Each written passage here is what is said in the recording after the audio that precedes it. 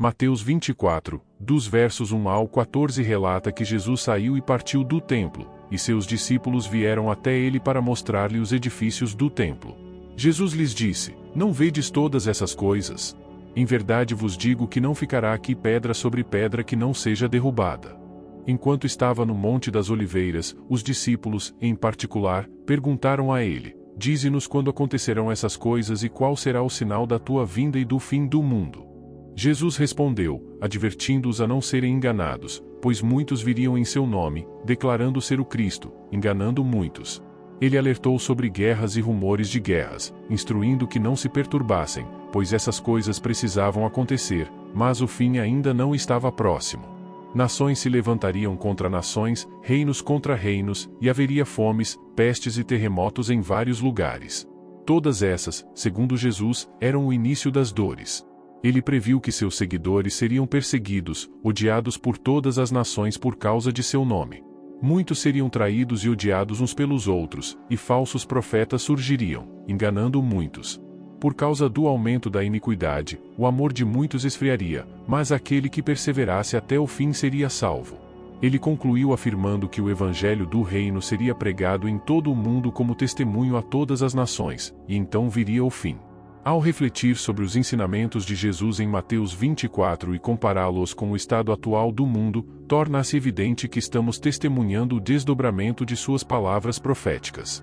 Jesus forneceu uma visão das condições mundiais que marcariam um intervalo entre sua ascensão e os dias que antecedem sua segunda vinda.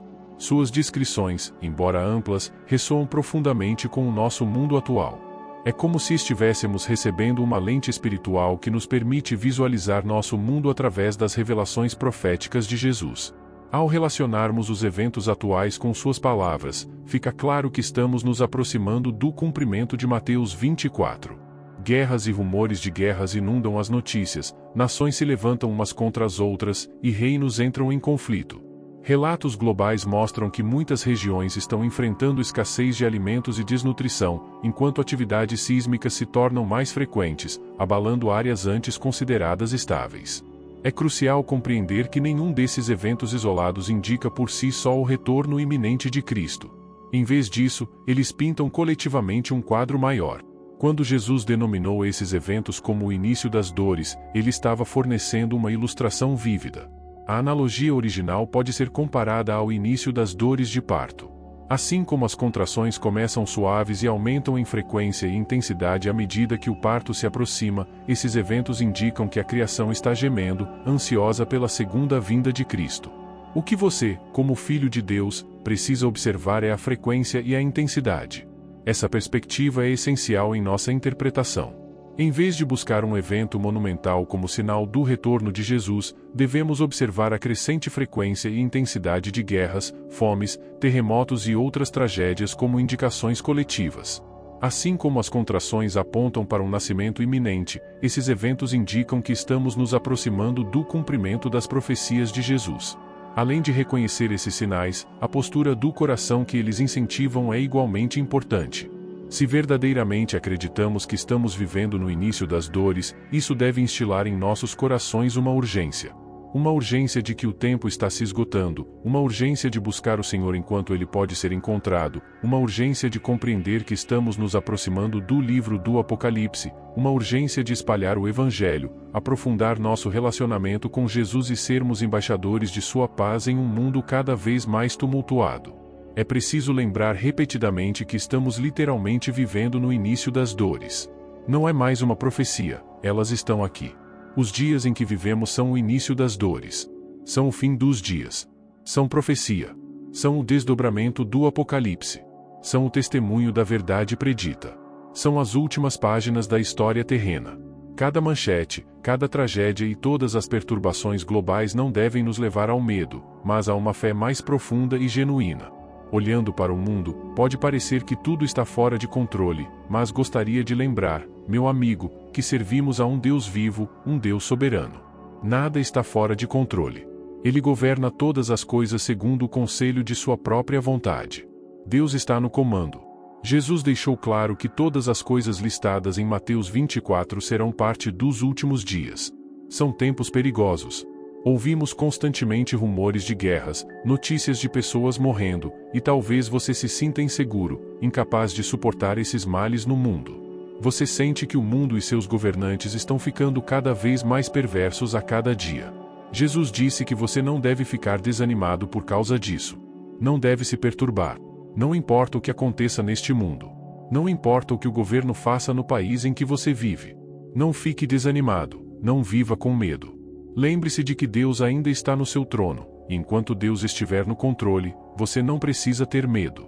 Deus está observando tudo o que você faz. Cada movimento que você faz, cada passo que você dá, Deus está te observando. Não passa um segundo sem que Deus tenha os olhos em você. Ele está te observando agora, onde quer que você esteja e o que quer que esteja fazendo. Saiba disso, Deus está te observando. Normalmente, quando digo isso às pessoas, elas ficam nervosas, com medo e apreensivas. O problema é que ainda veem Deus não como um pai, mas como alguém com quem estão em inimizade. Se você nasceu de novo, o fato de Deus estar te observando não deve trazer medo ao seu coração, mas sim paz, uma paz que ultrapassa todo entendimento, uma paz que não vem deste mundo. Você não está mais em inimizade com Deus, por causa do amor de nosso Senhor Jesus Cristo. Ninguém jamais te amou como o Senhor Jesus te ama. Ele morreu por você, experimentou a morte mais profunda por você e deu a vida por você.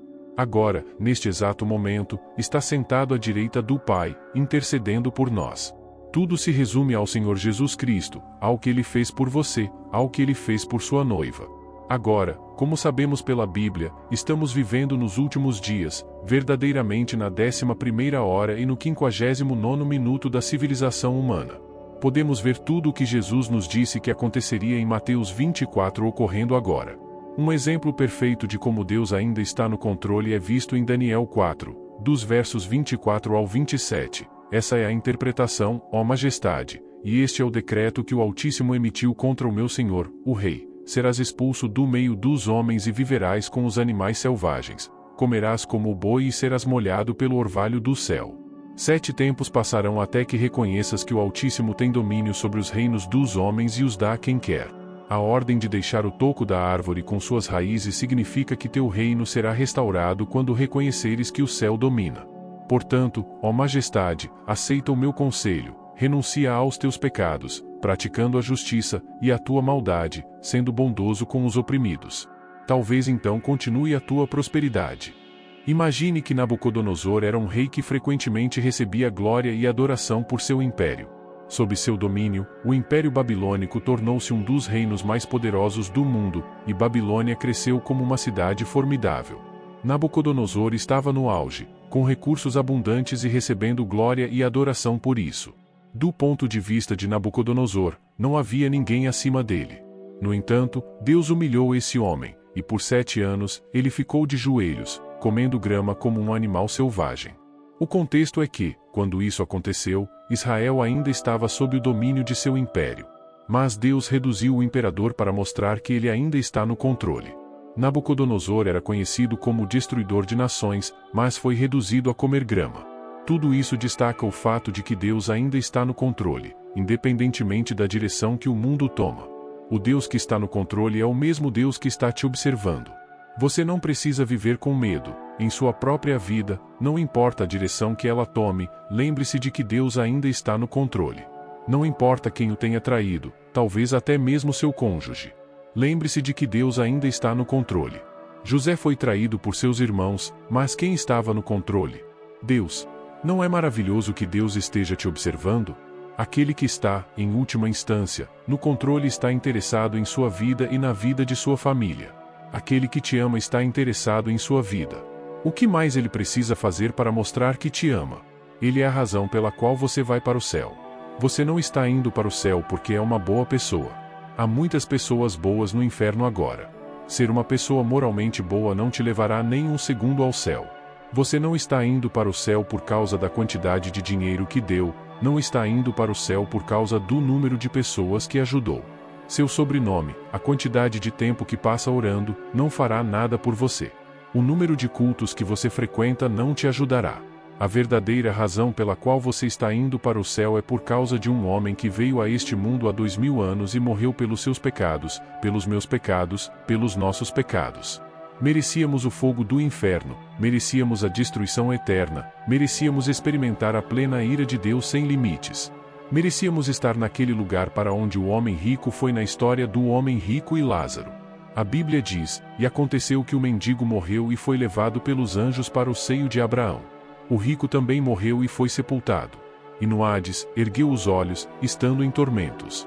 Merecíamos ir para aquele lugar de pranto e ranger de dentes, mas a Bíblia nos diz em João 3,16, porque Deus amou o mundo de tal maneira que deu o seu Filho unigênito, para que todo aquele que nele crê não pereça, mas tenha a vida eterna. É o amor de Deus que nos salvou daquele lugar. É o amor de Deus que nos salvou da eternidade no inferno. Jesus veio e pagou o preço. Não se esqueça de curtir o nosso vídeo e seguir o nosso canal para continuar recebendo nossos estudos. Deus te abençoe.